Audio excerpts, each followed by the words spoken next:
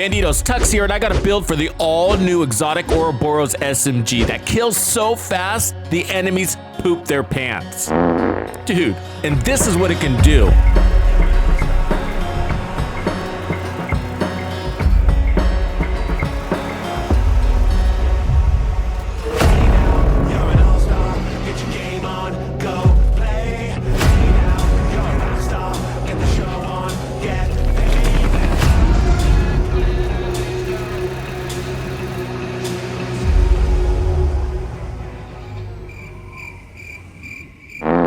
Dude.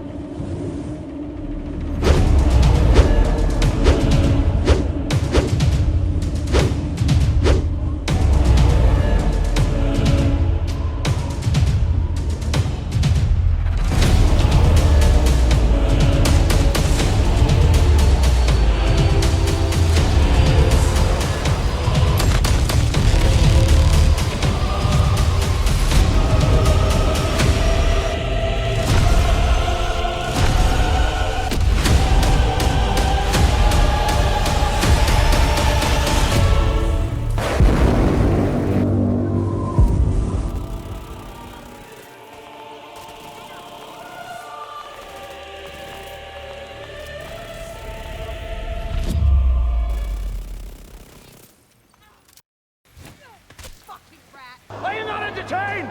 Bandidos, let me introduce you to the all-new exotic SMG, the Ouroboros, that was delivered in Season 2, Year 5, 2023. So getting this new exotic is a little bit more tricky than the others that we received in Season 2. This one is locked behind the Paradise Lost Incursion. And there's a chest at the very end that gives you a chance to get it. And by completing Paradise Lost, you get a key. And you can use that key to open the chest at the very end of the mission. And you can only open up that chest for as many keys that you have. And you're only able to get one key per week. The bosses also have a 1% chance of dropping the Ouroboros, but getting the Ouroboros outside of Paradise Lost Incursion is not possible, not at this time. So most people with a little bit of experience behind Paradise Lost are now running this under 30 minutes and are able to do multiple runs back to back. So if you haven't run Paradise Lost and you need builds and a strategy guide, I made this one for the community right here. Check it out. So when you first get your Ouroboros, it's going to have a whatever stat there under the secondary attribute where mine says damage to targets out of cover. So I had to re-roll that damage to targets out of cover. You can do that here at the crafting station, but first make sure you go over to Anaya and pick up the blueprint. It should automatically be there once you get your Ouroboros. And then go to the crafting station, down to exotics,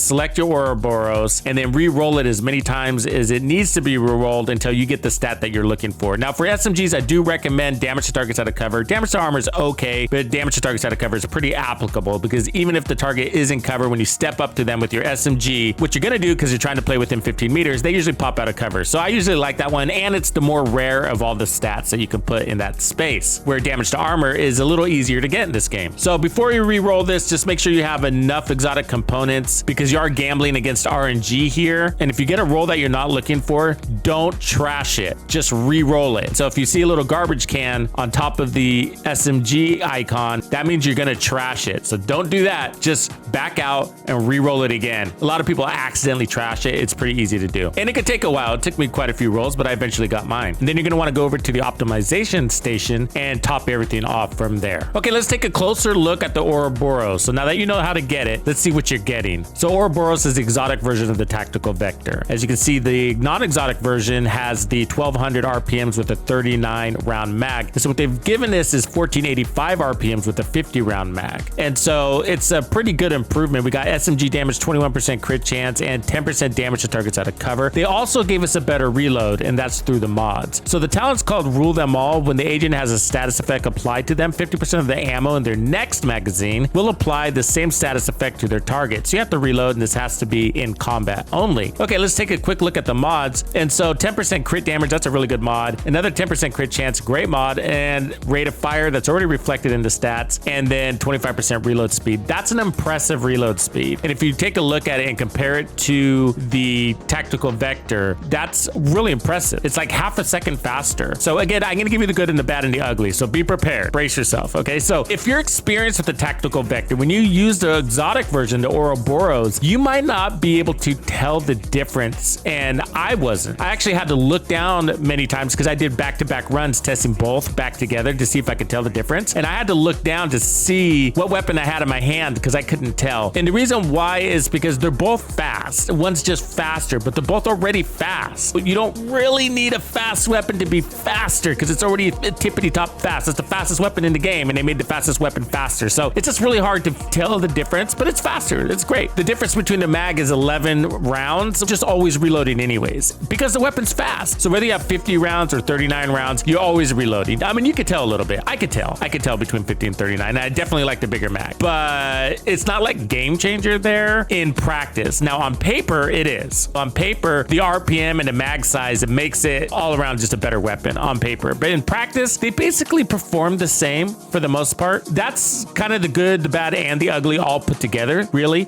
But what makes the Ouroboros stand out is sort of like the St. Elmo's exotic, I gotta say. And so it kind of comes down to the mods and the combination of everything put together. For example, the RPM alone, well, really isn't really that great. The mag alone isn't really that great. And the reload is so fast, even at 1.9 seconds, that it doesn't really matter. But of course, the stats get better, so that's great. But when you combine the RPM and the mag and the fast reload time, when you put all that together, Ouroboros becomes an exceptional weapon. And when you bring the mods into the equation, it becomes even more exceptional. And I'm talking about the crit mods, really. So that the crit chance and the crit damage are really good mods here. And they gave us the reload speed, so that's already reflected in the stats. So that again takes it another notch up above the tactical vector, you know, if we're just comparing it to that. Because I got to tell you, the tactical vector, the base of this weapon is already the best DPS SMG in the game, talents aside. They gave us that and they gave it more DPS, better DPS. The reality is it didn't need it. And so that's the bad. I'm just telling you, like, it didn't need it. We got it, which is great. We're all happy about it, but it didn't really need it. No, I do like the bigger mag, I got to say, because you do notice the smaller mags. The Lady Death has a smaller mag too. And it's one of the things I don't like about it, but it's still an effective weapon with that smaller mag. It was already effective. We were already kicking butt with that tactical vector. Hey Bandidos, the community we have built together wouldn't have been possible without you.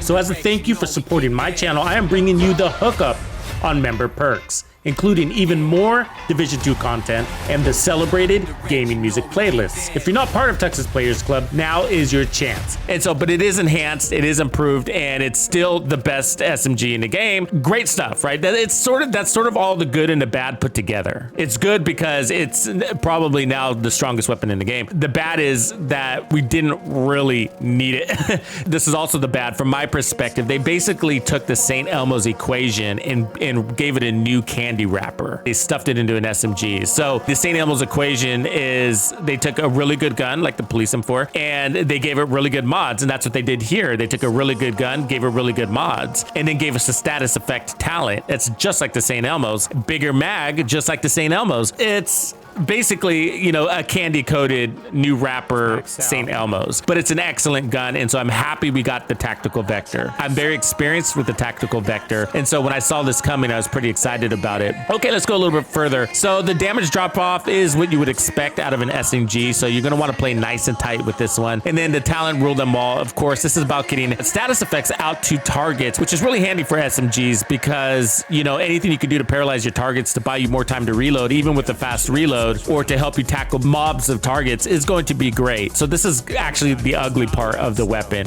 The talent is crap. Slow down and pay attention to the status effects because I ran this thing for hours. I would go through whole control points and I would ask myself, did I even land one status effect? The 1 or 2 times that I did catch I was landing a status effect, there's no duration on it. It's the fastest duration I've ever seen on a status effect ever in this game, I gotta say. It is so fast, that status effect. And we're gonna do some testing around the duration duration of status effects to see if we can manipulate that. Not that I recommend it. The devs need this kind of feedback. We need to provide this kind of feedback for the devs so that they can give us better weapons, whether it's this one or the next one, you know, and so hopefully they're listening here. Part of the problem is that's happening on half of your mag and you got to reload to get it. So you can prep for that, which is nice. You're like, okay, I'm going to reload. I got my ammo, going to use it on the next target. The problem is your RPMs are so fast. So it's 25 rounds, but the RPMs are 1485. And then if you had Striker or Umber or something like that, it goes even higher, right? Can't control that ammo and who you apply it to because your RPMs are so fast. Like it's go and it's all gone, all 25 of those rounds. And moreover, you don't even really want to control it because again, the status effects duration is so short. It's just like, it wasn't even there. And so the status effect is a big letdown, really, I think, off of this weapon, Rule Them All. It helped me like 1 out of 1,000 kills. Like literally 1 out of 1,000 kills. That's no joke. There was like 1 or 2 times where like, oh look, he stood still for me so that I can land more shots. And it was so rare that happened. It was just, you know, it didn't impact me whatsoever when it came to clearing content quickly or killing quickly, really.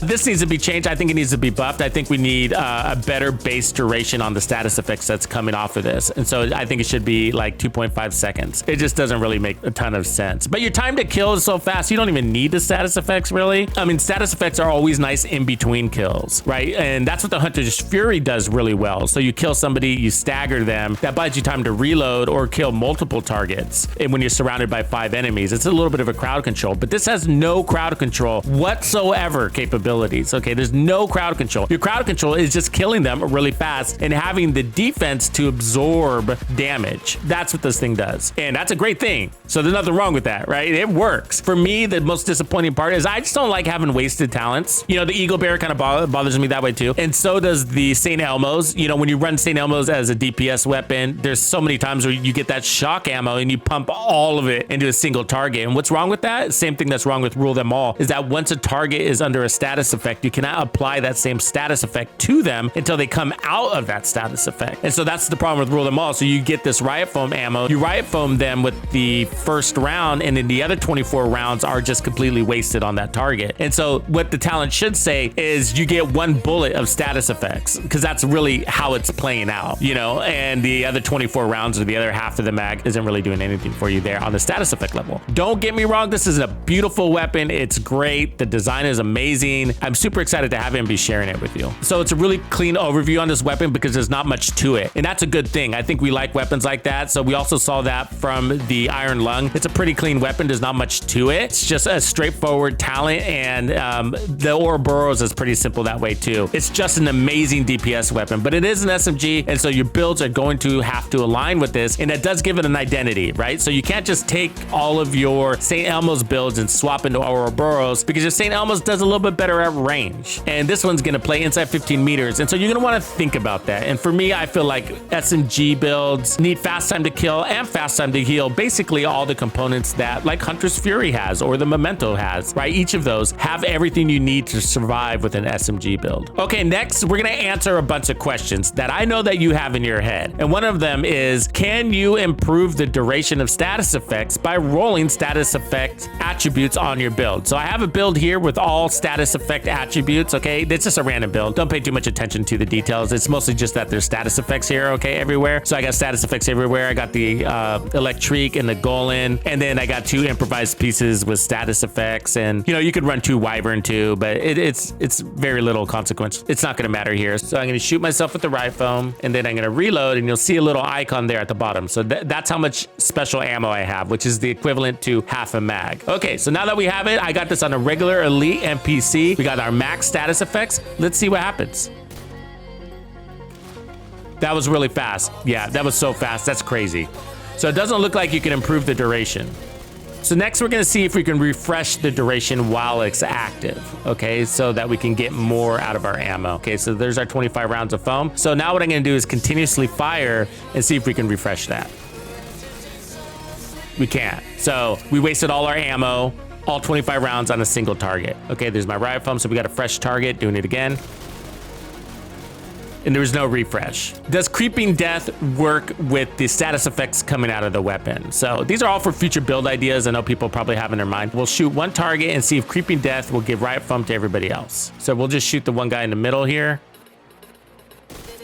And it does. So everybody took a riot foam. Does it work with the biomask? Now, you probably already seen in the background that it does, but let me just give you a clean run here. So now what you'll see is a little like toxic symbol over their head. So it should look like that symbol over there to the right. So what we'll do is we'll hit one guy. Everybody should be riot foamed because of creeping death, and then everybody should be ticking. So if you see ticking, that means the biomask is working.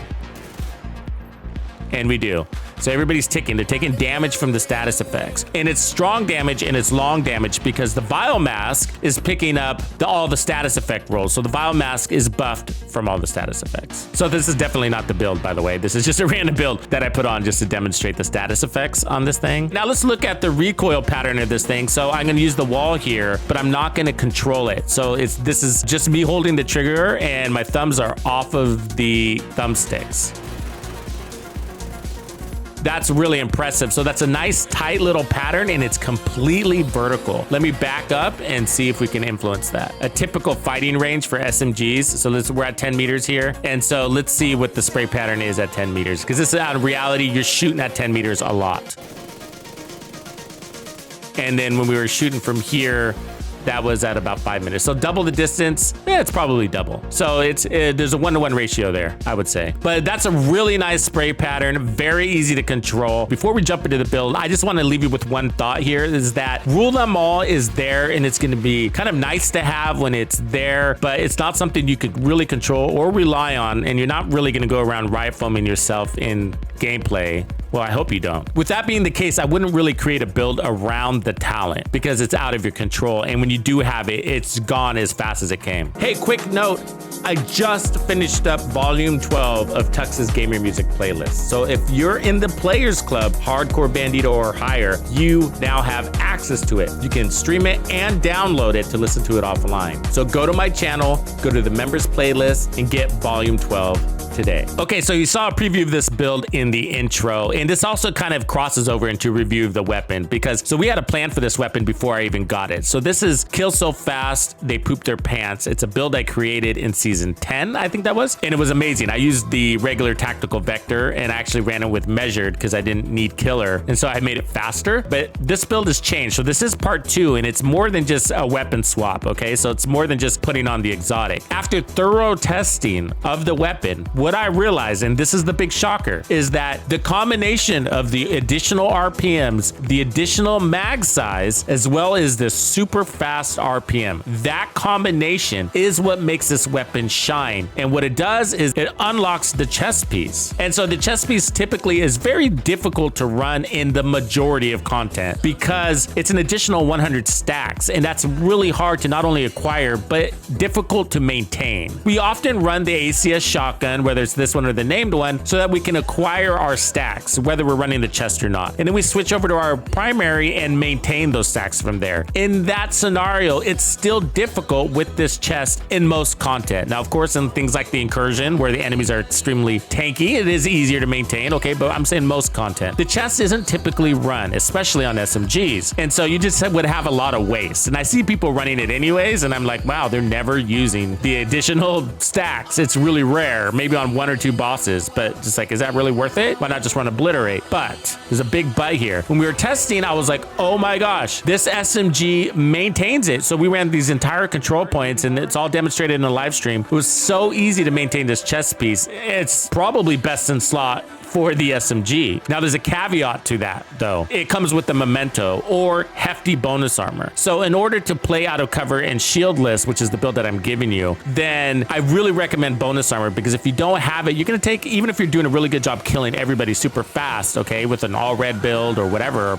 or part red, part blue, it doesn't matter, that if you don't have bonus armor or if you don't have really good armor on kill, either way, you're gonna be taking micro damage, and that micro damage is gonna slow you down. So you're gonna end up having to stop, or you're gonna come across the wrong combination of enemies and they're going to drop you, or you're going to be having to go back and cover and heal yourself up with an armor kit or hide from enemies and stuff like that. So you need bonus armor with SMGs, but especially with this chest piece. So you have so much power. The only thing that would be stopping you is taking too much damage. So the bonus armor is part of the equation to make this a magic combo. And so you have fast time to kill and fast time to heal in the form of bonus armor. So notice I'm running running 0 armor on kill. There's no armor on kill on this build, and you saw everything that I'm doing. It's amazing, and you don't need it, and that's because we have bonus armor on kill, which is probably even better. It is even better, in my opinion. The reason why is we're getting 10% bonus armor for 10 seconds for every kill for every blue core. 6 blue cores, that's 60% bonus armor. That's gonna last for 10 seconds, and we're killing back to back, so we're stacking that. 60, 120, etc. right? So that's amazing. And then underneath that, we have armor regen, and we also have heals that are gonna be really strong. And the heals are getting stronger because they're gonna get skill efficiency. And we have the decoy to distract, and then I have protection from elites, which is going to make the bonus armor last longer. And so your white armor only lasts 10 seconds basically because you're out there taking damage all the time. And so the bonus armor only lasts 10 seconds. But either way, the bonus armor you're refreshing every time you get a kill, which is basically always. More importantly, your armor can scale dramatically. So a single trophy at 60% of 1.9 is 1.14 in bonus armor. So yeah, so that's over 1 million in bonus armor from a single trophy. So 2 trophies is 2.25.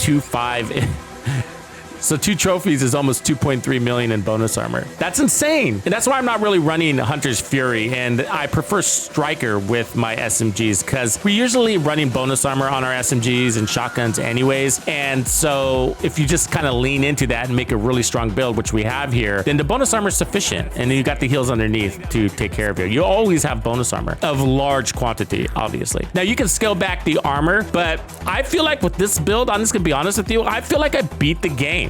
Again with this build. It's a game over with this one. Remember the game over build? Yeah, it's like that. You know what I mean? You just feel like you beat the game again. I'm basically stripping damage off of it because my time to kill is so fast I can, you know? And so I'm just like, yeah, let's make myself a godly tank killer, a tank DPS, a DPS tank. Let's just do that. And my time to kill is amazing out there, and I have the freedom to run no shield or run shield if you want to, and I'm going to show you that version also. So it's just a really, really good build. I'm running the ACS shotgun as a backup just in case. I have Vindictive, but I'm not really using it. Not using the pistol, not using any of this, but I decided to go with Survivalist for the additional protection from elites because I didn't need Gunner and the armor on kill. Okay, taking a closer look at each individual piece. So Striker, of course, gives us weapon handling. I love that. That again, that's more shots on target, also a faster reload. And then we got 15% RPM, making it even faster. The Striker's gambles 100 stacks of amplified damage. I'm running an armor core, crit damage, and protection from elites. If yours are 12%, don't worry. And then the gloves are exactly the same. This one's got crit chance, and the holster is the same with crit damage. Now the chest piece increases the stacks from 100 to 200. So you now have 200% amplified damage. So that's the driver of all the damage you could possibly want and need on this build. So we got armor, crit damage, and more protection from elites. And so because we have unlocked this chest basically for SMGs, and we have all the bonus armor we want, I decided to just load up with protection from elites. Yes, you can run the foxes. Yes, you can run the contractor's gloves, and we did that, but we didn't need them. We didn't need that additional multiplicative damage. I was like, shit, what are we gonna do? And I was like, you know what? Let's put on more protection from elites. And so if you look at our protection from elite stats, we're at 62%. And that's why I can just stand out there, play shieldless, and that's protecting our bonus armor and our white armor. And if you are gonna run a shield, it'll protect your shield too. All right, the memento, I know you've seen this, but we got all 3 cores, protection from elites, and of course we're gonna get 30% weapon damage. The enemy can't take away, right? So it doesn't get disabled when you take damage. We got 60% bonus armor from a single kill, and then 30% skill efficiency with 3% armor regen. So very strong. Everything else just isn't as shiny as the memento when you're running and gunning out there. I mean, you could try Bloodsucker, but it's just not the same. You don't get all the other additional buffs, and it's really what I recommend. So for skills, I'm just running the Fixer because what else? And then I really like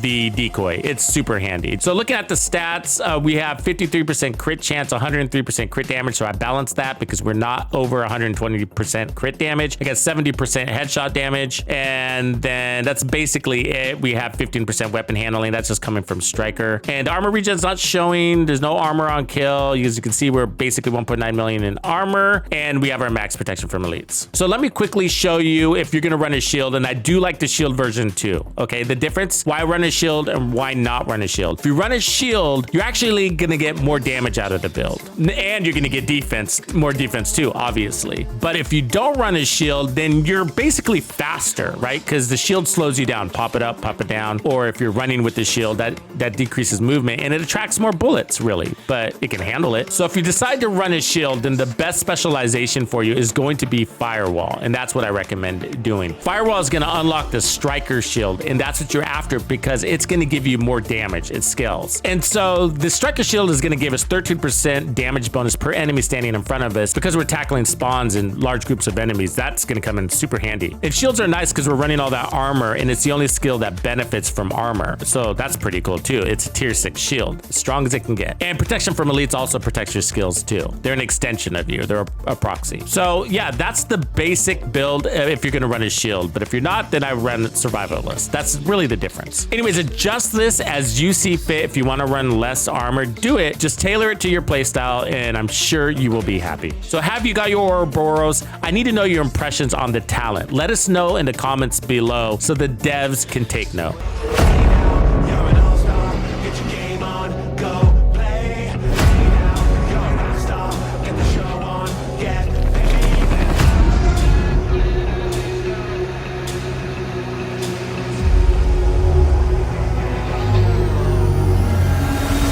Follow me.